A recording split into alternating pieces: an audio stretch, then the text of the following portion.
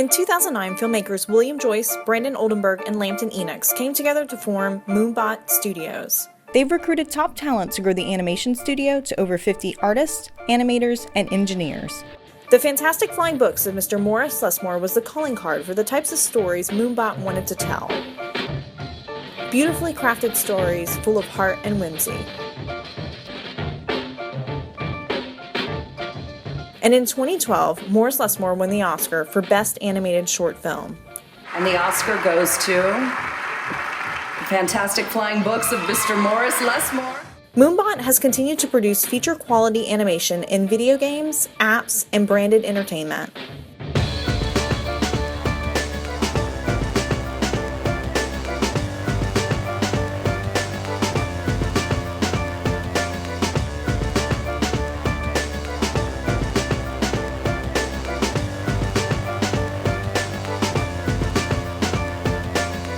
And the world has taken notice. Moonbot has won an impressive collection of awards and accolades.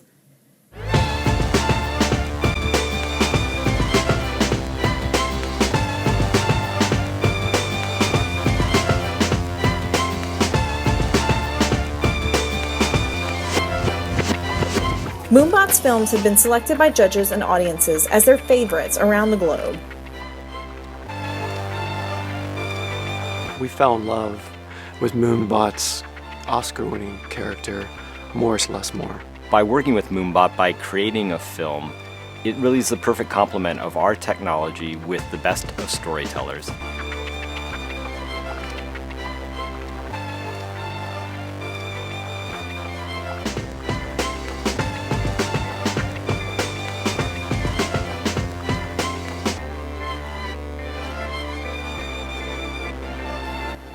As for the future, Moonbot plans to continue changing the landscape of entertainment. All right. Hey guys, good evening. We recently just put that video together because we're really hungry to take our studio, Moonbot, into a space where we're telling longer stories.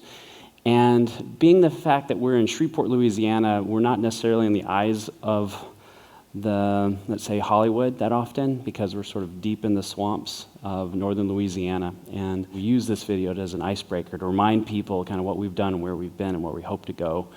And so this thing, Taking Flight, is the most recent short film which we have finished. The first thing Moonbot did was the Fantastic Flying Books, and we did it really basically as a calling card for our company, and it just so happened to kind of make its way around, and people really fell in love with it, and we're very fortunate for that. But along the way, while we were in production, when we were building our studio at the same time as we were making our film, we were using our iPhones on set where we were shooting miniatures, because we like to play with miniatures.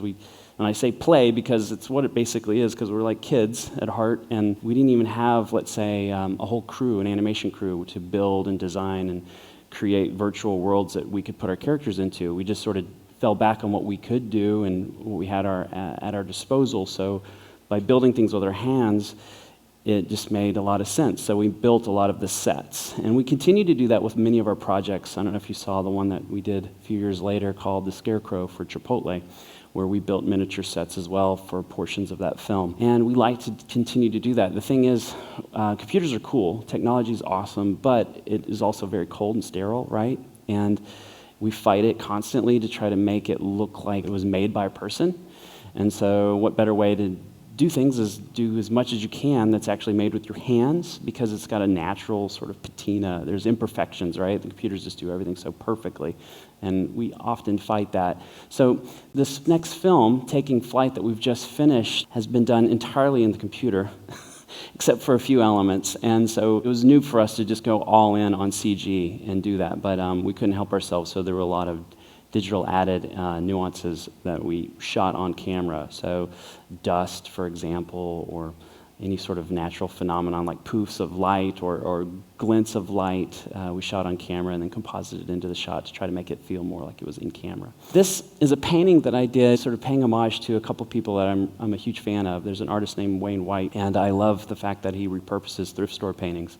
And I did the same here, but instead of putting a word in it like he often does, I put a scene from one of my favorite movies, Close Encounters. I grew up with Spielberg films. I didn't grow up with, let's say, the best in the era of animation. There was Black Cauldron coming out from Disney when I was a kid.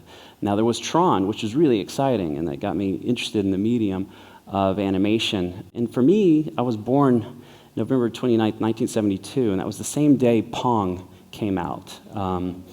And I don't know, I feel like that was serendipitous because I grew up with a screen, but it was a screen that you could interact with and you could do something with it. And I've always wanted to see that happen more so as I've grown up.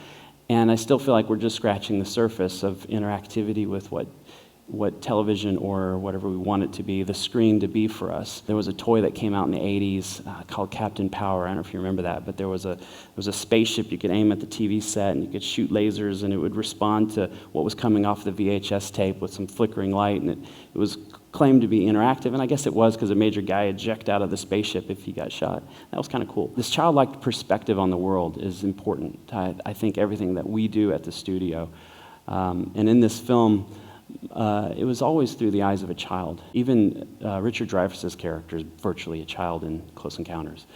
And I think that's important. And when we made the first project, the Flying Books, people were asking us, well, you're making a company at the same time. What's your mission statement for the studio? And it's like, we just didn't have a good answer for that. And not until after we created the film and started sharing it with people did we hear back like, oh, you know, your short was so cathartic and so healing for me because I had something happen to me and I really feel like I need to tell my story, and I feel like by seeing you guys tell your story that I have the courage now to tell mine. And it started to speak to us in ways that we were making this thing that I guess on the surface looks like it's for kids, but it's not. And it could look like also maybe it's on the surface it's like made for adults, but it's not, because kids like it on a different level. And I think back to all of my favorite movies and shows and books as a kid, and they were all kind of pretty dark or serious in tone, whether it was Time Bandits or E.T. If you go back and watch those things, there's some serious stuff going on. Even, Bambi and Pinocchio, there's some really dark stuff going on there. I feel like today things have gotten really bland, and I'm going to get into that tonight. First off, this short that we've just finished, Taking Flight, I'm going to give you guys a sneak peek at it, just a scene from the film, which I believe is going to tap into the theme. Keep arms and legs in sight at all times.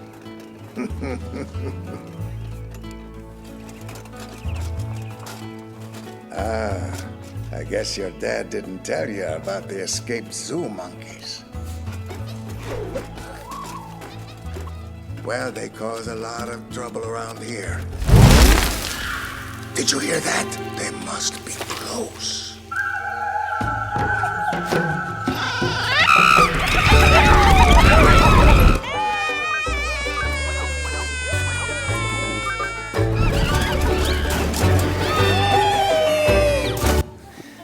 It was a lot of fun working on this because when we decided to go between fantasy and real world, we decided that the fantasy world should have a different look, and so it was really an economic choice to go, well, let's go with art cards and let's just paint them in the computer and paint them to look like gouache paintings, kind of like the way Warner Brothers used to do it. And there's some references that I'm going to talk about tonight that we got into, specifically an artist named Maurice Noble. Here in Chicago, there was this incredible thing, the 1933 World's Fair that happened. These World's Fairs, they were incredible. It's sort of like as if you had Steve Jobs give a keynote, and then you had Elon Musk present some new invention, and it was like that sort of stuff was always happening at these events, and the one that happened here in 1933 was pretty incredible. And there was a specific person there that did something quite incredible as well. His name's Antonio Passon, and here he is with his grandson, Robert. Now, Antonio created the radio flyer. Now, at the World's Fair, he went all in and built this incredible Art Deco structure of this boy riding on a wagon. He's an amazing guy. I never got to meet him. Obviously, he's passed away, but his wife is still around. She's 107 years old. But But this sculpture was him basically going all in, taking what he had invested in his company, put it all back into it to build this crazy structure. And they made tiny little miniature versions of the wagon in there and sold them during the World's Fair. But prior to that, it was called the Liberty Coaster. It was inspired by his immigrant story. He came through Ellis Island, he saw the Statue of Liberty, he had a couple of bucks in his pocket, and then he saw some scrap wood after getting a job repairing and creating housings for radios and for pianos, and then he was able to start his own business. And so one thing led to another. He was the CEO of Radio Flyer. He handed it down to his son, who's then handed it down to his grandson. So this picture here of Robert, that's the guy who called us after he saw the Chipotle short. And we got to know each other, and I got to learn his story about this amazing structure at the World's Fair, and also just their amazing lineage, these 3 generations, and how they've been a part of a brand that's, I think, the vessel of creativity in a lot of ways. And it's sort of a reoccurring iconography sort of for me, and I think for a lot of people, whether it's in Calvin and Hobbes or it's even Bing Bong and Inside Out, this red wagon is a vessel for imagination. If you dream it, then you can do it, but you got to dream it first, right? And I think we all know this. As I stand here right now, I may look like a 43-year-old, but I'm really the 7-year-old. I haven't really gone beyond that, and at least I try to keep that in check.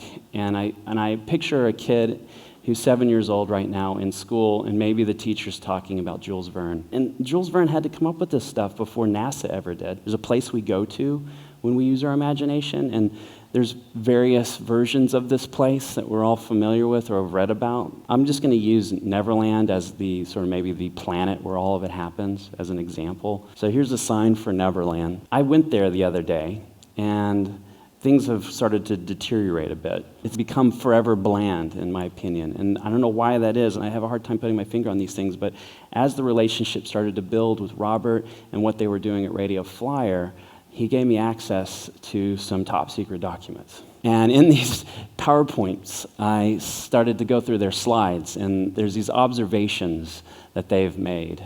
So we observed a fundamental shift in play. Kids used to own playtime, but now parents rule playtime. When I think about my childhood, it wasn't in black and white like this. It was in some sort of poor color version of this, but we did that. And when the streetlights came on, we went home. But now this is happening. I'm not saying this is all bad, but it's certainly happening. I see myself doing it all the time with my children. I'm shadowing, I'm supervising, I'm coaching, I'm not coaching, I don't know how to do any sort of organized sports, actually. I keep looking at all these images, and I'm just analyzing this stuff, not necessarily reading it all, but I look at this dad. If that were me, I would have a phone in my other hand. Yeah, I'm sure I'm helping my kid play, but I've also got the device, and I'm checking my email. Or this guy, I feel horrible for this guy. So the guilt of working parents is another reason maybe why we're so involved in their lives and showing them how to do everything, which sounds good, but then in theory, you think about it, it's like, well, they aren't discovering anything, right? We're filling in all the blanks for them.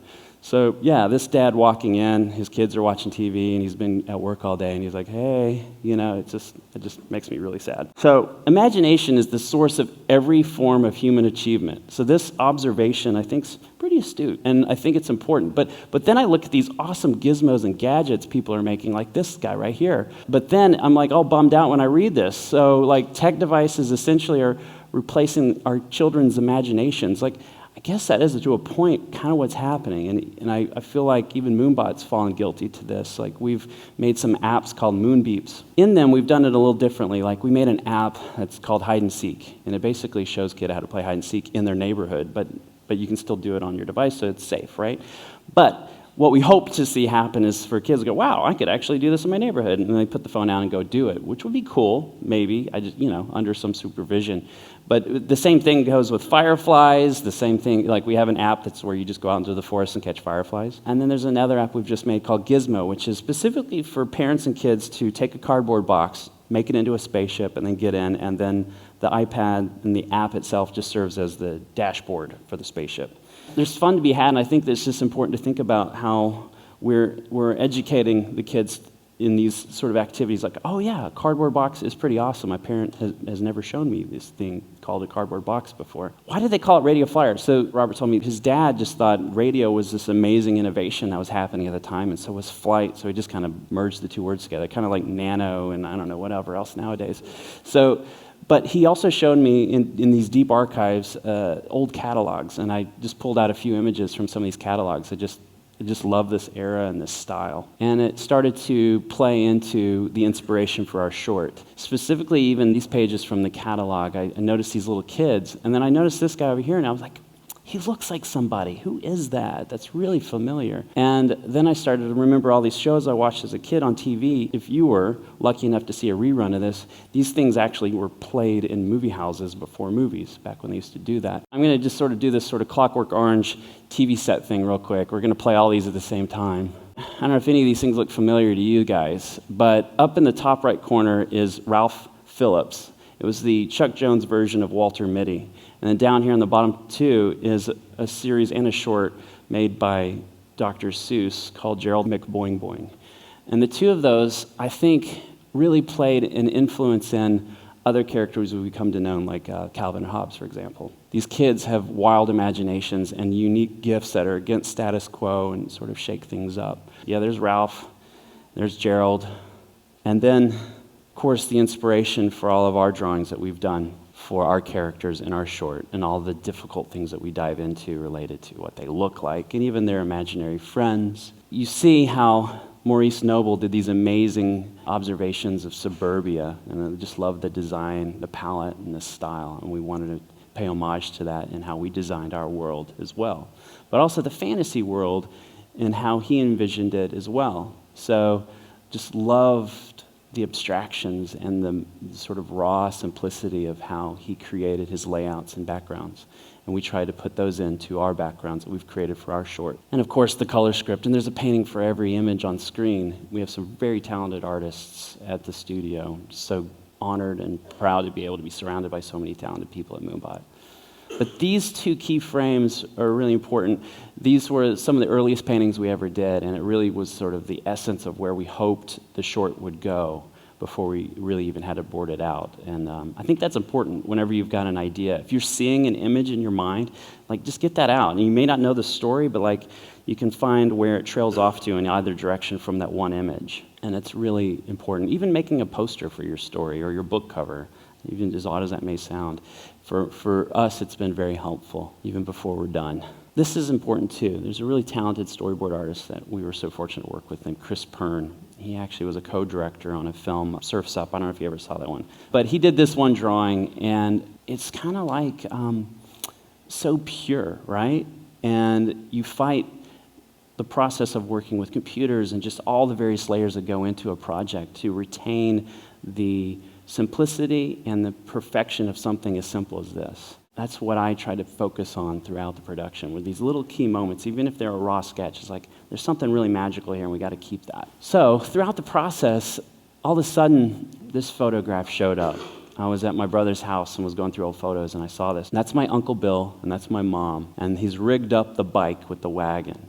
Yeah, I think it's really important, right? No matter what you're ideating and creating, you got to find something that makes it personal. That's where it became really personal for me, and I started to reflect like, yeah, okay, this is working. And now I'm going to bring this home in the sense that this is my office. There's a board there, and I tack things up on it. This is a poem that my daughter wrote, Zoe, who's now 13. She wrote this, and it just floored me, and if I try to read this to you, I will cry. It will be horrible, and I will not do that. And I'll leave it up for a second if you guys want to read it. But at the end, she's basically saying all the things that I've been doing with her, basically. And I haven't been forcing this. I just was trying to, like, let's get out. Let's go play in the ditch. Let's play with dirt and sticks. Let's do things besides, technology, besides whatever sort of organized, structured sort of play that we have, and shake it up a bit. So these memories she has, she's going to keep them in her pocket, and I hope she does, and I hope you guys do too. I think it's never too late to have a happy childhood. I think that's really important. And in everything that we create at our studio and that we continue to create, we hopefully tap into that 7-year-old self in all of us. And I hope this has resonated with all of you tonight. Thank you.